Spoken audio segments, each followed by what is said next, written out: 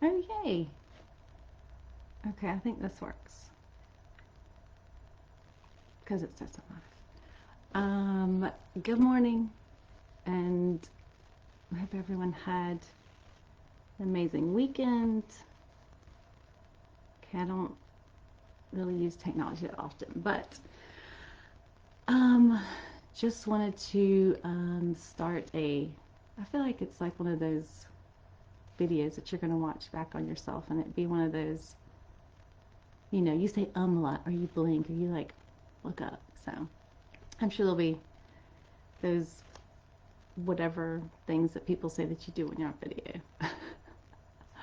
But good morning. It's early. I just wanted to start something for people to be able to think about. Um, Maybe something that just kind of sparks interest or creativity or ideas or anything that makes you more thoughtful, more aware, kinder, um, whatever that looks like. So hopefully something interesting will come. I haven't thought about it too much. And that's sort of what I was counting on, was some really, you know, genius ideas and amazing wisdom to come through. So we'll see what happens. Um, how was my weekend? My weekend was great, although it's pretty much the same as every other weekend because you don't go anywhere. And I think I just say that because, if there's nothing crazy that happened, then you feel like it should be great. I'm trying to think what I did last week. DMV. If anyone has had the pleasure of going to the DMV, it's pretty amazing. Not sure why it is, but whenever you go to any, I don't know, government office, there's always like the lady behind the window, and then there's usually some like maintenance person or guy that shows up and he's like, what you doing this weekend? You got the day off tomorrow. So that same person was there. I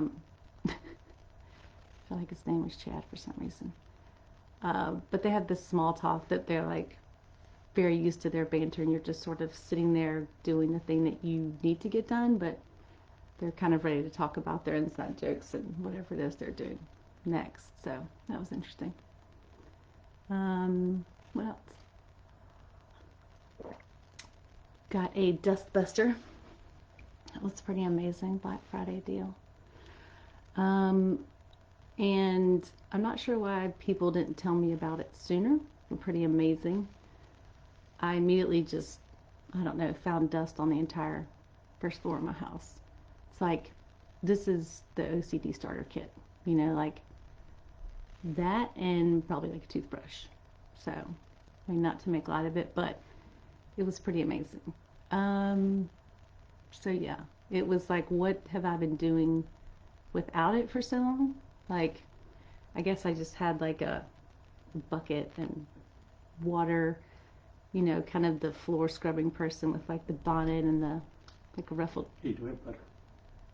Oh my god, what? We do have some butter. In the bagel. Oh my god. Okay. Yes. It's in there. Mhm. Oh, you're doing your Yeah. Instagram recording? Yeah. Is that today? Yep. It's literally called Monday Morning Messages. Okay. Yeah, I can't. Okay. All right. No problem. Okay. Anyway, so what was I talking about? Oh yeah, Dustbuster. It was almost like, there was this time travel that came in. It was like, you should try this Dustbuster, and I was like, this is amazing. So yeah, I highly recommend. I feel like, do I really have friends if no one has recommended one to me yet? But this was, I don't know, pretty exciting technology. Okay, so for today, um, I feel like language is an interesting topic. Some people are like, no, it's not. But maybe the information that is kind of thought provoking today is thinking about language and how it's used. So um, it's interesting because we count on, having a commonality in language with the words that we use, the messages that we're kind of putting out there, and, thinking that we, kind of have the assumption that someone's on the other side of it and knows exactly what we mean and what we want. And, if there's a sense of urgency or hurt or excitement or whatever that looks like. And it's so funny because we, I think, can take that for granted and feel like, you've been in a situation where you're like, I told this person 100 times, I've said this before, and it's just not sinking in. So it's one of those things where, we seem to think that we sort of agree on, like, the sky is blue and this is the sofa and this cup of coffee and whatever that looks like. And I think it can be confusing when the words are the same, but whatever is behind those words is very different. And even to the point where, you know, you feel like, how is this not the same meaning from what I'm saying to what the other person is actually hearing? Um, and there, I guess, two ways to look at that. One is the actual language that we use. So, the words, sort of the speed at which we speak, the tone that we're using, what that conveys. And then beyond that, what does that look like for what's really behind those words? And I think what we're not able to take the time to do is listen to what's behind people's words and really hear what they're saying. And one of the things that I think it was Tony Robbins. How did I write this down? It could have been anyone. Mozart, Socrates. Sometimes you have these quotes and you don't know where they came from. So you're just like, look before you leap. Denzel. It's like, well, maybe that's not the person that said it. So, kind of check your facts on that. But, all communication, the quote was, all communication is either, a cry for help or a loving response. And to be able to sum it up in those just two categories is pretty fascinating for me. I think that it really rings true, and it does mean that really someone is coming from one of those two places. So even thinking about the language that you use, what is it that you're trying to convey to someone that maybe they're not hearing? And one way that I thought of it was, do we know what we're trying to say to someone? So when we are speaking, do we know what we want the outcome to be? Are we wanting someone to take action? Are we wanting just to feel heard? Are we wanting to, make someone laugh or be thoughtful or change their behavior? So it's important, I think, for us to be able to even be intentional about our own language and how we're conveying our ideas. Because if we're just saying something with a desire behind it that's not contained in those words, then either the words aren't conveying what we're trying to say, um, or we're not really sure what it is that we want from the language that we're using. So I think it helps to maybe be more thoughtful about those things that, when this conversation is over, I want to know more about this person. I want them to be excited for me, or I want them to support me.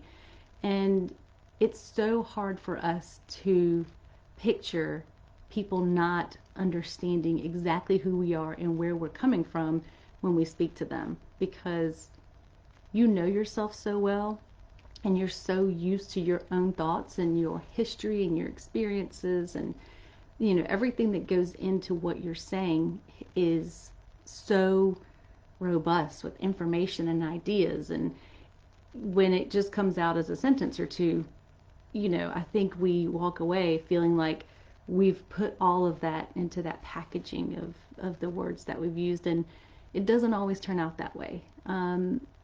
People can just not hear you because they're so busy with their own thoughts, or they could but have a completely different meaning to take away from that. And I think it also helps to be prepared for that, that there is miscommunication, there is misunderstanding, and it doesn't always mean that the person is, intentionally, trying to derive their own conclusion from it, and it doesn't mean that, that they're not thoughtful or don't care about you.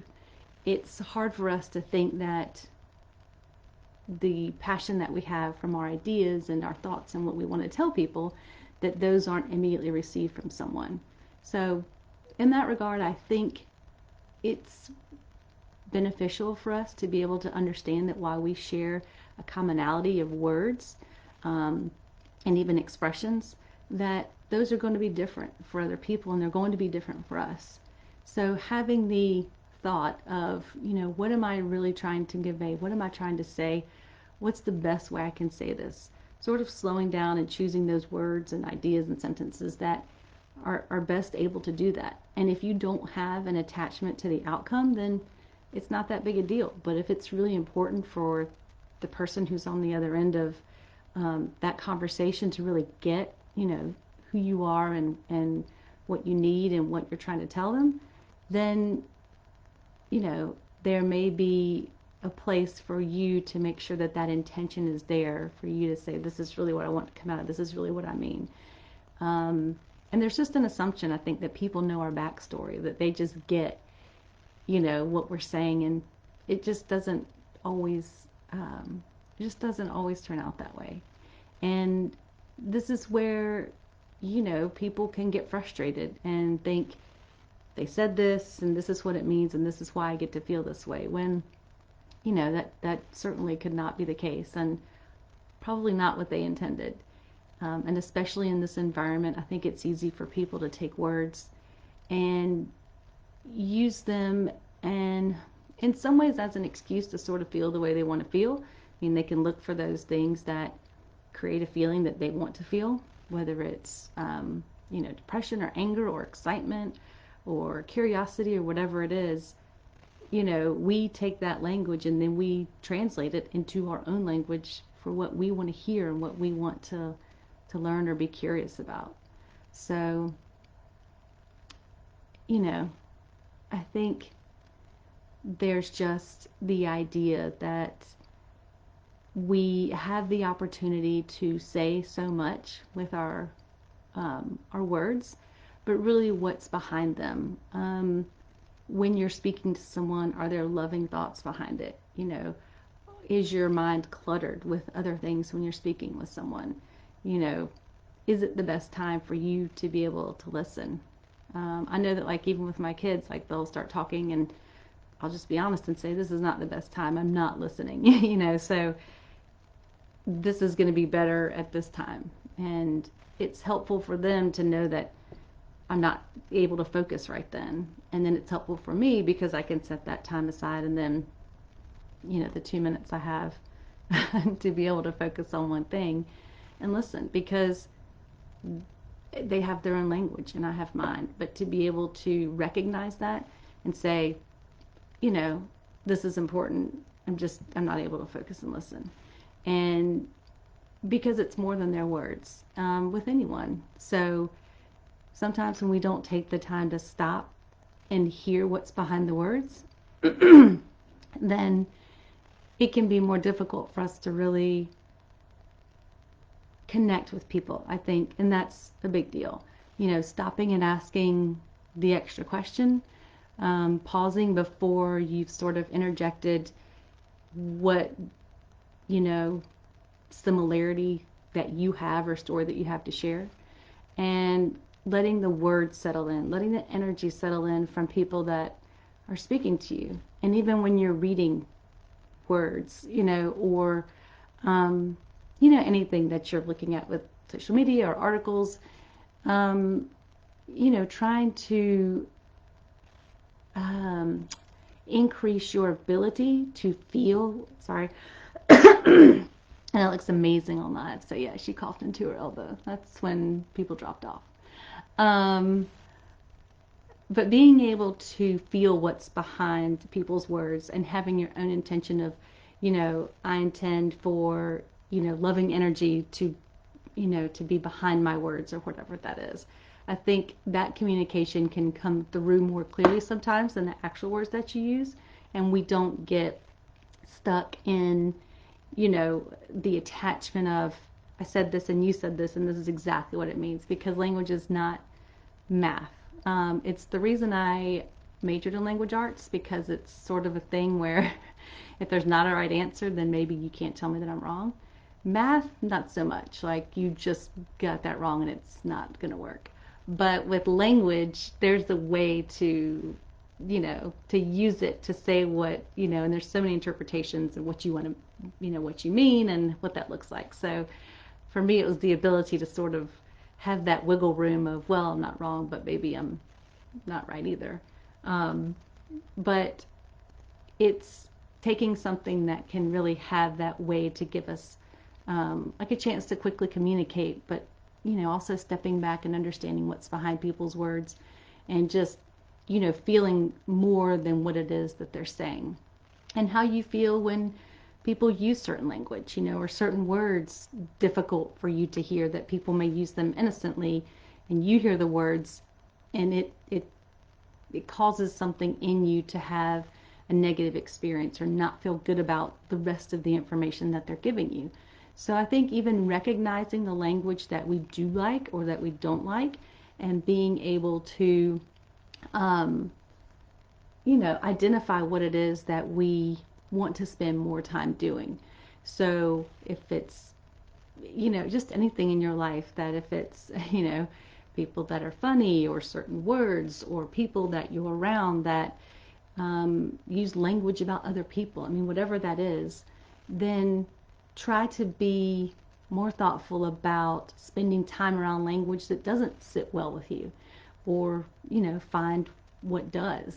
And I think if you're able to sort of continue to create those environments and look for those words and those ideas that you're more drawn to, that make you feel more positive, that make you feel more energetic, more more motivated, whatever those are, find more ways to expose yourself to those ideas and those kinds of thoughts, and try to be less maybe aggressive with the way that people are using their own language, because there's so much more behind it than what you're hearing. And I think that if you take the time to ask the questions, it shows that you care, it shows that you're thoughtful. And maybe it's this coffee. And maybe you'll learn a lot more about what it is that people are really trying to convey, or what it is that you want to convey. What kind of feeling do you want to leave people with after you've spoken with them? And again, not just like the literal words, but whatever that energy is that you have. Like, super thirsty. It's like, maybe I shouldn't do coffee during this. Yeah, I think that's a lot of it. I don't think there was any. Oh, there was a funny story. What I had a little quote written down. Anyway, I got up this morning at 5, which people. Oh, shoot, I never done this. Okay, hold on. Hey. Oh, man, cute. Oh, they're there. Okay, hey. Oh, Kevin. Okay, Fur. Okay, you like that. Oh, good morning. I didn't know people were there. I've been staring at this camera the whole time. So I woke up at 5, which I never do. And I was kind of like doing my little meditation, and I sat there, and I was getting ready to set an alarm because I didn't want to like fall back asleep for however long it was going to be, and then like tell people I fell asleep. So I look, and I had this alarm, and it's for like 9:30. I was like, what kind of place was I in where I set an alarm for 9:30? And then I don't know if you know this, but you can put titles on your alarm. So it can be like, dinner, dance, whatever people do, read. So, but I guess I wanted to be funny with my alarm. So this alarm said, "You got this." And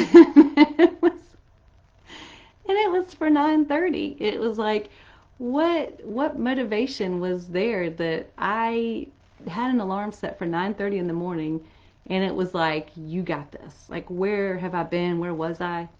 Um, and I have a variety of alarms for some reason. I guess I just don't like to change the time. I just have new ones with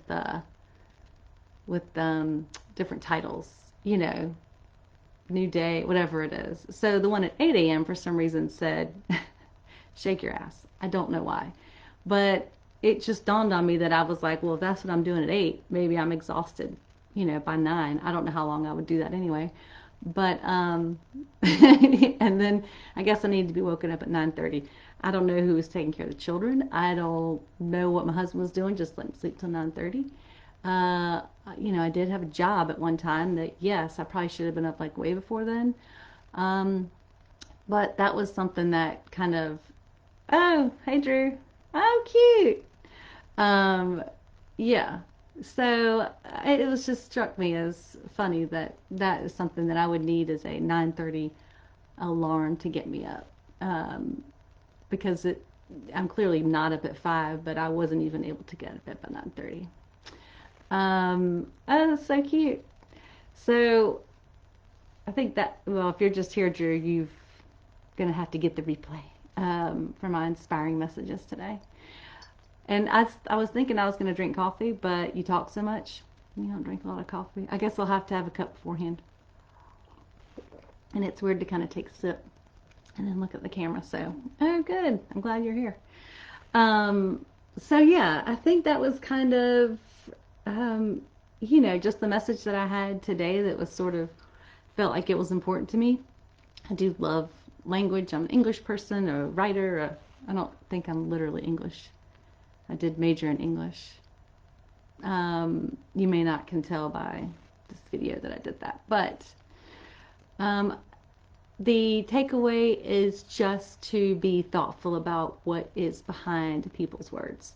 Um, to not assume that what they're saying is what they mean, and having the intention maybe behind your own words that what you're conveying is a more thoughtful, a more kind, like just a more loving message to people. And it's okay to ask questions even though it sounds weird. Um, Even like simple ideas like, do you want dinner? It's like, do I want dinner? Yes. Okay, you don't want tonight. You know, like, is who's doing this? So it kind of becomes comical at some point, like when you stop making the assumption that everything is what the other person is saying. But it does help, you know, sort of bridge the gap between yes, that's what I said, and then agreeing on what it means could be an entirely different conversation. So, um, you know, it's something just to keep in mind, I think, because people are either going to come from a place um, where it's a loving, you know, way to communicate, or they're hurt and they're saying something different. And just feeling what that feels like when you're around certain people, reading um, anything that you have with social media articles or anything like that. So, yeah, I think that was kind of my little message for today. I'm hoping, I guess, I'm going to, Lord knows, get up at whatever time next Monday and do this again. And hopefully, this is an amazing start to your week. And oh, and of course, thank you for all my Sunday email people. Um, if you are not receiving my weekly energy updates, please let me know. Just message me. It just goes out once a week. I do also have like a prayer request list that I take for those, for anyone, you know, just wanting someone to sort of have that extra sort of mental hug around them for the week. And then also just sort of energetic updates about what's upcoming, what you can expect, you know, how you feel, and how to take advantage of, you know, sort of the best times to, you know, be motivated or take your time to rest, or whatever that looks like for you, that you may be able to plan a little better on you know, your upcoming week. So yeah, so thank you. Oh, to everyone that I am able to be a part of their journey and be able to just sort of hold that, you know, space for them where they can feel like someone is, you know, just has that extra thought around them.